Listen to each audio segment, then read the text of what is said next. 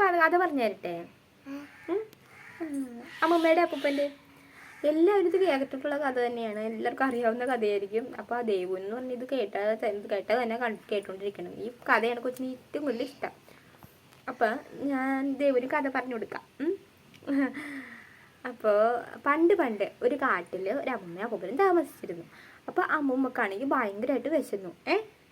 അപ്പോൾ അപ്പൂപ്പൻ പറഞ്ഞു, ഒരു കാര്യം ചെയ്യാം, ഞാൻ പുറത്ത് പോയി എവിടെ നിന്നെങ്കിലും കുറച്ച് ഗോതമ്പ് പൊടിയോ എന്തെങ്കിലും പൊടികൾ മേടിച്ചു തരാം, അല്ലെങ്കിൽ അരിയോ മേടിച്ചു തരാമെന്ന് പറഞ്ഞു. അപ്പോൾ അമ്മൂമ്മക്ക് വിശന്നപ്പോൾ ആഗ്രഹമായിട്ട് തോന്നിയത് ചപ്പാത്തി കഴിക്കാനാണ്. അപ്പോൾ ഗോതമ്പ് പൊടി മേടിച്ചുകൊണ്ട് വരാൻ പറഞ്ഞു.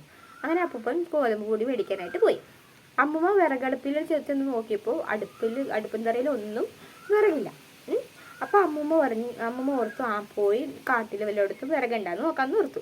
ചെന്ന് നോക്കുമ്പോൾ അവിടെ നിന്നും ചപ്പാത്തി ഉണ്ടാക്കാവുന്ന വണ്ണമുള്ള വിറകില്ല. അപ്പോൾ ആരുടെയും സഹായം ഉണ്ടെങ്കിൽ മാത്രമേ ചുള്ളികൾ പറിക്കാൻ പറ്റുള്ളൂ. അങ്ങനെ നിൽക്കുമ്പോൾ അതിലെ വഴി ഒരു ആന നടന്നു വന്നു.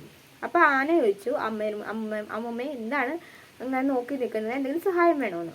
അപ്പോൾ അമ്മൂമ്മ കാര്യം പറഞ്ഞു, ഇങ്ങനെ വിശന്നിട്ടായിരുന്നു, ചപ്പാത്തി ഉണ്ടാക്കാനായിട്ട് ഗോതമ്പ് പൊടിക്കായിട്ട് അപ്പൂപ്പൻ പോയേക്കുവാണ്.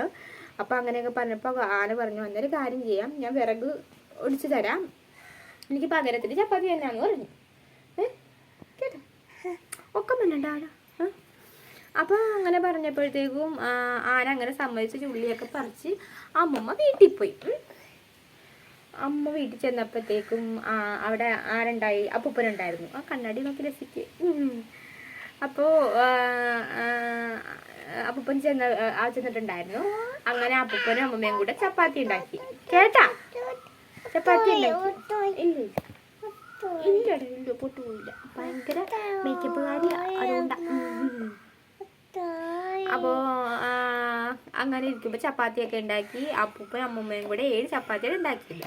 3 ചപ്പാത്തി അപ്പൂപ്പനും കൊടുത്തു, 2 ചപ്പാത്തി അമ്മൂമ്മയും കഴിച്ചു. അപ്പം നല്ല വിശപ്പായതുകൊണ്ട് ആ ചപ്പാത്തി 2 കഴിച്ചുകൊണ്ട് അമ്മൂമ്മയുടെ വിശപ്പ് മാറിയില്ല. അപ്പം ബാക്കി ഇരുന്ന ചപ്പാത്തി ആനക്ക് കൊടുക്കാണ്ട് അവർ തന്നെ കഴിച്ചു. അപ്പോൾ ആന വന്ന് വരുമ്പോഴത്തേക്കും നമുക്ക് ഒളിച്ച് നിൽക്കാമെന്നും കരുതിയാണ് അവരൊക്കെ കഴിച്ചത്. അപ്പോൾ ആന വരുമ്പോൾ തന്നെ ഒച്ച ഉണ്ടാക്കിക്കൊണ്ടാണ് വന്നത്. അമ്മൂമ്മയും അപ്പൂപ്പ, ഞാൻ വന്നിട്ട് എൻ്റെ ചപ്പാത്തി എടുത്ത് വെച്ചോളാൻ. അപ്പോൾ വന്നു കഴിഞ്ഞപ്പോഴത്തേക്കും അവർ ആ സൗണ്ട് കേട്ടപ്പോൾ തന്നെ ഓടി മറയത്ത് പോയിരിക്കാന്ന് വെച്ചിട്ട് നോക്കുമ്പം അമ്മൂമ്മ ഒരു വൈക്കോൽത്തോറിൻ്റെ ഉള്ളിലും അപ്പൂപ്പൻ ഒരു വാഴയുടെ മറയിലും ഒളിച്ചു. അങ്ങനെ ആന വന്ന് നോക്കുമ്പോൾ ഇവരെയും കാണാനില്ല, വെച്ചേക്കാന്ന് പറഞ്ഞ ചപ്പാത്തിയും കാണാനില്ല. അപ്പോൾ ആനക്ക് ദേഷ്യം വന്നപ്പോൾ എന്ത് ചെയ്തു, വീടെല്ലാം കൂടെ പൊളിച്ച്, ഒരു ഓലപ്പെരയായിരുന്നു, അതൊക്കെ പൊളിച്ച് അവിടെ ഒരു തോടുണ്ടായിരുന്നു, ആ തോട്ടിലേക്ക് ഇട്ടു.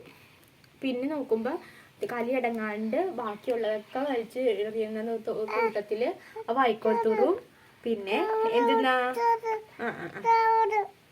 വാഴയും വലിച്ച് എറിഞ്ഞ കൂട്ടത്തിൽ അമ്മയും അപ്പൂപ്പനും അതിൽ ഉണ്ടായിരുന്നല്ലോ, അതിൽ പെട്ട് അവരും ഒഴുകിപ്പോയി. കഥ ഇത്രയേ ഉള്ളൂ. കഥ കേൾക്കാനുള്ള മോഡ് പോയി. അപ്പോൾ പറയാനുള്ള ഇതിൽ ഞാനങ്ങ് പറഞ്ഞതേ ഉള്ളൂ. ഇതാണ് ദേവന് ഏറ്റവും കൂടുതൽ ഇഷ്ടം. അപ്പോൾ നിങ്ങളിത് കേട്ടിട്ടുണ്ടെങ്കിൽ കമൻറ്റ് ചെയ്യാം.